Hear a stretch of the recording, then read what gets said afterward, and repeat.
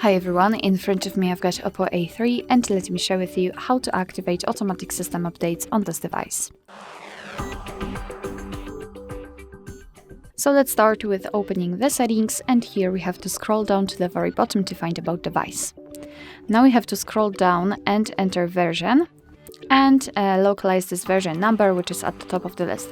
Now let's keep tapping on it until you'll see that you're in the developer mode, and if you want to learn more about the developer options, I highly recommend to check our tutorial about it. I've just recorded it. So now we can go back to the general settings and enter additional settings. Here at the bottom of the list you can localize developer options, so let's enter. And in this list we have to scroll down just a little bit to find this option, automatic system updates, and turn it on just by tapping on the switcher. From now on, since this option is active, your device is allowed to apply the updates whenever it will be restarted. So you do not have to manually update your device.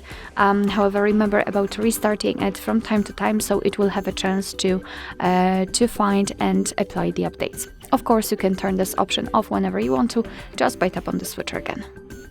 Alright, so that will be all. Thank you so much for watching. I hope that this video was helpful, and if it was, please hit the subscribe button and leave the thumbs up.